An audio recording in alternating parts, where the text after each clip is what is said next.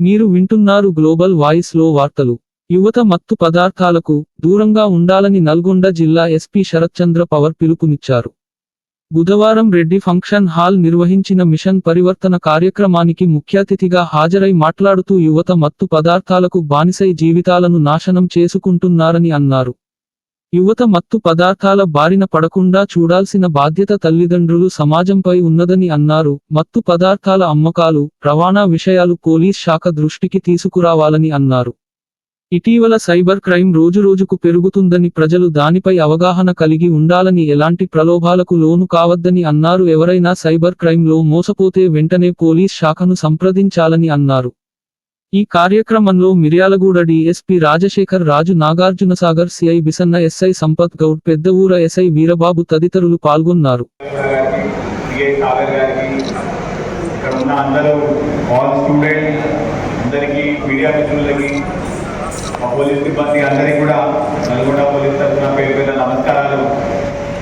అయితే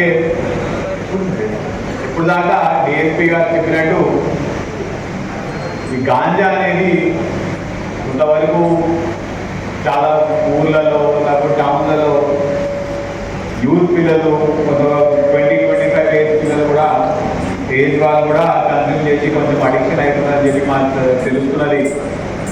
అయితే దీని గురించి నేను మీకు చాలా ఒక సైంటిఫిక్గా మీకు నేను చెప్తాను. మన బ్రెయిన్ అనేది మనం చిన్న చిన్న పనులు, లేదంటే కొంతమంది క్రికెట్ ఆడటం అంటే ఇష్టం. క్రికెట్ ఆడిన తర్వాత మీకు సంతోషం వస్తుంది, ఆ డోపమిన్ అంటే కదా. సో ఆ డోపమిన్ హిట్ అనేది చిన్న చిన్న పనులు చేసి మీకు సంతోషం వచ్చే వాటిలో మీకు డోపమిన్ వస్తుంది. మీకు అది చేస్తే మీకు ఆ సంతృప్తి అనేది వస్తుంది. కొంతమందికి జిమ్ చేస్తే వస్తుంది, కొంతమందికి వాలీబాల్ ఆడితే వస్తుంది, కొంతమందికి సినిమాకి వెళ్తే వస్తుంది, కొంతమందికి ఫ్రెండ్స్ షికార్కి వెళ్తే వస్తుంది. సో ఈ చిన్న చిన్న సంతోషాలన్నీ కూడా మన న్యూరాన్స్, ఆ డోపమిన్ వస్తే మనకి వస్తుంది. కానీ ఇప్పుడు ఆ గాంజా తీసుకుంటే ఏమవుతుందంటే మనకి అప్పటికప్పుడు ఆ డోపమిన్ అనేది హిట్ అవుతుంది. మన నర్వ్ రిసెప్టర్స్ అని కూడా కొంచెం చనిపోతాయి. సో మనం సహజంగా ఒక మంచి బిర్యానీ తింటే మనకి ఎంత సంతోషం వస్తుందో, ఈ గాంజా లాంటివి మనం కన్జ్యూమ్ చేస్తే ఆ సంతోషాలన్నీ పోతాయి. ఆ డోపమిన్ అనే లెవెల్, ఆ హిట్ రావాలంటే మీకు మళ్ళీ దానికోసం మళ్ళీ మీరు ఎక్కువ ఎంజాయ్ చేస్తే మళ్ళీ ఎక్కువ గాంజా తీసుకోవాలి, మళ్ళా రావాలంటే మళ్ళీ ఎక్కువ గాంజా తీసుకోవాలి. సో గాంజా అనేది ఒక్కసారి తీసుకుంటే మాత్రం గాంజా అన్నా, ఏ డ్రగ్స్ అన్నా, లేకపోతే ఇవాళ ఇప్పుడు టాబ్లెట్ కూడా బాగా పెరుగుతుంది. ఇలాంటివన్నీ మీరు ఏమైనా ఒక్కసారి తీసుకోవాలనుకోండి, ఆ ఫస్ట్లో వచ్చిన ఆ డోపమిన్ హిట్ అనేది మళ్ళీ రావాలంటే మీరు ఎక్కువ తీసుకోవాల్సి వస్తుంది. సో ఒక్కసారి తీసుకుంటే మీరు ఆ డ్రాప్లో పడిపోయినట్టు. ఇప్పుడు ఆ డ్రాప్లో పడిపోతే మళ్ళీ దాని నుంచి బయటికి రావడం కూడా చాలా చాలా కష్టం. మీకు ప్రొఫెషనల్గా సపోర్ట్ కావాలి. చాలామంది ఏమనుకుంటారు, వాళ్ళ ఫ్రెండ్స్, సీనియర్స్, లేకపోతే చుట్టుపక్కల వాళ్ళు ఎవరైనా గాంజా కొడితే ఏమైతుందా పోయి నువ్వు ట్రై చేయి, ఒక్కసారికి ఏమైతుంది, ఏం కాదు అని చెప్తారు మీకు. కానీ ఒక్కసారి కానీ మీరు అది ట్రై చేసినట్టే మీరు ఆ డ్రాప్లో పడిపోయినట్టు. సో అన్నిటికన్నా ముందు మీరు మీకు ఫస్ట్ ఎవరైనా ఇట్లాంటి ఆఫర్ చేసినా ట్రై చేయండి, ఏం కాదు అని చెప్తున్నారు కదా అని చెప్పి చెప్తూ మీరు చెప్పాల్సింది నో. ఆ నో ఎంత గట్టిగా మీరు చెప్తే అంత గొప్పవాలేదండి.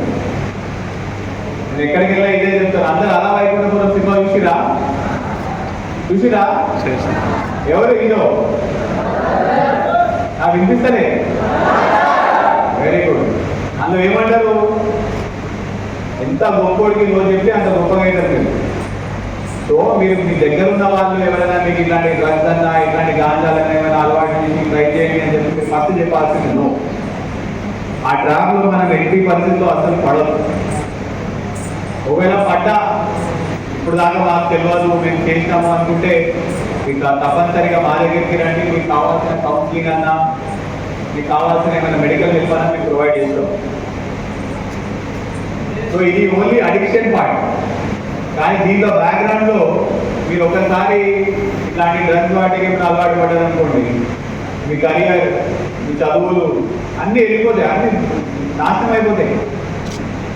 మీ ఫ్యామిలీ రిలేషన్స్, మీరు ముందు ఆడుతూ జనాలందరితో కూడా మంచిగా తిరుగుతూ ఉంటారు.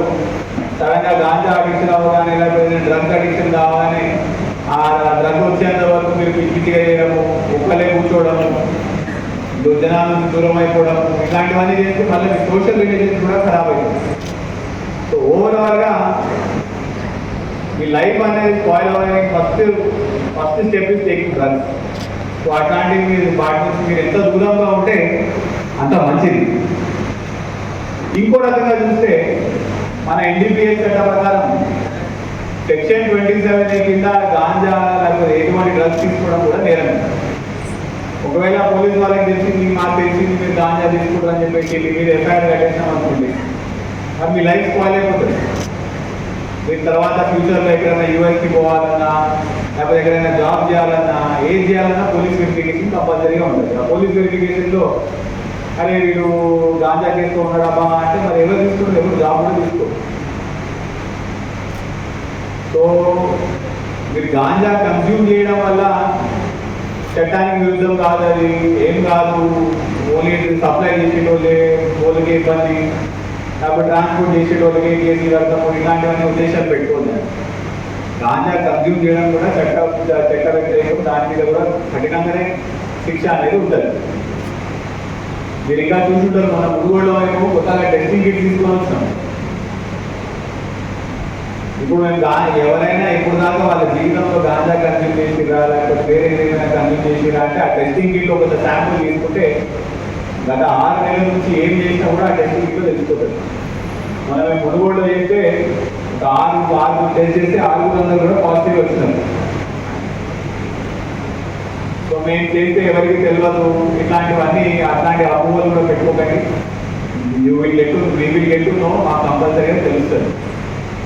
ఇప్పుడు ఈ సమావేశం, ఈ మీటింగ్ అనేది మిమ్మల్ని ఎవరిని భయపెట్టడానికి కాదండి.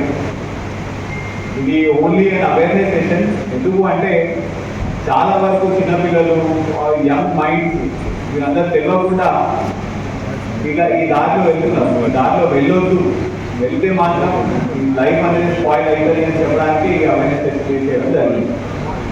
ఇప్పుడు దాకా డిఎస్పీ గారు చెప్పినట్టు మండల వారీగా కూడా మనము ఎవరెవరు కన్జ్యూమ్ చేస్తున్నారు, ఊళ్ళో ఏం చేస్తున్నారో మీ అందరి సహకారంతో కూడా మేము లిస్ట్ అనేది ఒకటి తయారు చేస్తున్నాం, ఎవరు కన్జ్యూమర్ ఉండాలని చెప్పేసి. వాళ్ళ మీద కేసులు కట్టడమా లేకపోతే కౌన్సిలింగ్ చేయడమా ఏమని తర్వాత మెల్లిమెల్లిగా డిసైడ్ అవుతుంది. సో దానికి మీ అందరి సపోర్ట్ కూడా కావాలి. మళ్ళీ మనం సో మీరు కూడా చెప్పాలి మాకు ఎవరు కన్జ్యూమ్ చేస్తున్నారు, ఎవరు అమ్ముతున్నారు, ఏం చేస్తున్నారు కూడా ఆ టెస్టింగ్ తెలుసుకోవాలి. మనం మేము మునుగోడులో చేస్తే ఒక 6 టెస్ట్ చేస్తే 600 కూడా పాజిటివ్ వచ్చినారు. సో మేము చేస్తే ఎవరికి తెలియదు ఇట్లాంటివన్నీ, అట్లాంటి అపోహలు కూడా పెట్టుకోకండి. You will get to know, మాకు కంపల్సరీగా తెలుస్తుంది. ఇప్పుడు ఈ సమావేశం, ఈ మీటింగ్ అనేది మిమ్మల్ని ఎవరిని భయపెట్టడానికి కాదండి.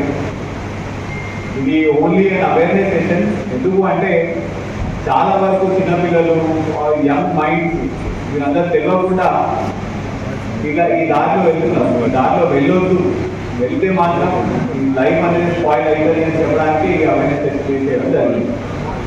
ఇప్పుడు దాకా డిఎస్పీ గారు చెప్పినట్టు మండల వారీగా కూడా మనము ఎవరెవరు కన్జ్యూమ్ చేస్తున్నారు, ఊళ్ళో ఏం చేస్తున్నారో మీ అందరి సహకారంతో కూడా మేము లిస్ట్ అనేది ఒకటి తయారు చేస్తున్నాం, ఎవరు కన్జ్యూమర్ ఉండాలని చెప్పేసి.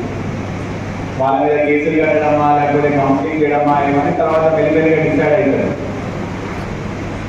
సో దానికి మీ అందరి సపోర్ట్ కూడా కావాలి. మళ్ళీ మనం సో మీరు కూడా చెప్పాలి మాకు ఎవరు కన్జ్యూమ్ చేస్తున్నారు, ఎవరు అమ్ముతున్నారు, ఏం చేస్తున్నారు చెప్తే అమ్మడం, దానికి ట్రాన్స్పోర్ట్ లేకపోతే సేల్ అనేది కూడా మేము ఎవరు కాకుండా చూసుకునే బాధ్యత మాది. కన్జ్యూమ్ చేయకుండా వేరే వాళ్ళు కన్జ్యూమ్ చేయకుండా చూసుకోవాల్సిన బాధ్యత మన అందరికీ. దానికి మీ సపోర్ట్ మాకు చాలా వరకు అవసరం. And it is very much needed also. Now, Operation Parivartan అనేది మెయిన్గా రీహాబిలిటేషన్. అంటే ఎవరైనా కన్జ్యూమ్ చేసి వాళ్ళకి మీరు వదలనికి ఇబ్బంది అవుతుందంటే మా దగ్గరికి రండి. డెఫినెట్లీ వాళ్ళకి తగిన సపోర్టు మెడికల్ పరంగా, డాక్టర్స్ పరంగా కూడా డెఫినెట్గా మా తరఫున సపోర్ట్ చేస్తారు. నా రెండో విషయం మీకు చెప్పాలనుకున్నది ఈజ్ రిగార్డింగ్ సైబర్ క్రైమ్ అండి. చాలా వరకు విక్టిమ్స్ లేకపోతే జనాలందరూ కూడా ఫోన్ల మీద మీకు ఫ్రీగా లోన్ ఇస్తున్నాం మేము, మీరు ఏదో లాటరీ గెలిచినారు, మా దగ్గర ఇన్ని డబ్బులు పెట్టండి, మీకు ఇన్ని డబ్బులు మేము రిటర్న్గా ఇస్తాము, మీకు ఏదైనా అమెజాన్లో ప్యాకేజ్ ఇచ్చింది, ఆ ప్యాకేజ్కి ఓటీపీ చెప్పండి, లేకపోతే మీరేదో మీ మీద సిబిఐ ఎంక్వైరీ నడుస్తున్నది, ఇట్లాంటివన్నీ ఫోన్ కాల్స్ వస్తున్నాయి. చాలా మంది పిల్లలు ఇక్కడ ఉన్నారు, మీరు అందరూ కూడా వెళ్ళి తల్లిదండ్రులకు చెప్పాలి. ఇట్లాంటి ఫోన్ కాల్స్ ఏం వచ్చినా కూడా, ఏది వచ్చినా కూడా మీరు ఎక్కడ కూడా మనీ అని డబ్బులు అనేది పంపొద్దండి. మీ ఓటీపీలు ఎక్కడ కూడా షేర్ చేయొద్దు, ఎవరికి కూడా డబ్బులు పంపొద్దు. అది చాలా పెద్ద. మీరు కానీ ఎవరైనా ఫోన్ చేసి మీకు ఫ్రీగా మేము లోన్ ఇస్తాం 5 లక్షలు, మాకు ఫస్ట్ 10,000 పంపండి అంటే చాలా మంది 10,000 పంపించేస్తున్నారు.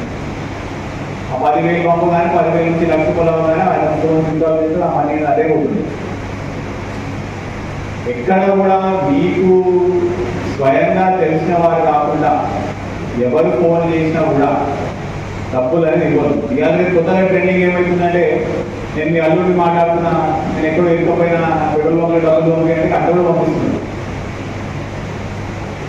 సో మనీ అనేది మన బ్యాంక్ అకౌంట్ నుంచి ఎక్కడ కూడా పంపొద్దండి. ఫోన్పే, గూగుల్ పే అనే పాస్వర్డ్ కూడా మీకు చాలా జాగ్రత్తగా మీ దగ్గర పెట్టుకోండి. అయితే ఒకవేళ బై మిస్టేక్ ఏదైనా పంపినా కూడా మనకి 193లోని కాల్ సెంటర్ ఉన్నది, లేకపోతే ఎన్సీఆర్పీ పోర్టల్ ఉన్నది. ఇంటర్నెట్ చేసిన వాళ్ళు ఎన్సీఆర్పీ వాడండి, లేకపోతే 193లోని ఫోన్ చేయండి, లేకపోతే ఎంబటే పోలీస్ స్టేషన్కి రండి. మీరు ఎంత తొందరగా మీరు పంపించిన ఎంబటే ఎంత తొందరగా మా పోలీస్ స్టేషన్కి వస్తే అంత తొందరగా మీ మనీ అనేది రిటర్న్ వస్తుంది. ఒకవేళ 1 డే 2 డే ఆగిందనుకోండి, ఆ డబ్బులు మీరు ఏ అకౌంట్కి పంపించిందో ఆ ఇంటర్వ్యూస్ వెళ్ళిపోతుంది.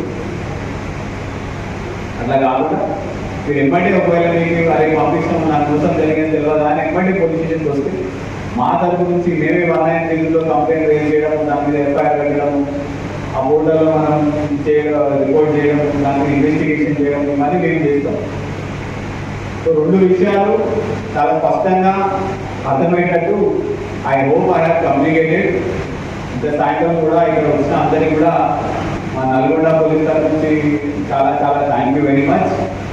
అయితే క్లోజ్ చేయగా ముందు ఒకటే ఒక క్వశ్చన్, ఈ గాంజా మీద యుద్ధానికి మాకు సపోర్ట్ చేస్తారా చేయరా? ఇంత స్లో ఉన్నది ఏమి సాధారణ ఎంత బలం ఉంటుందా?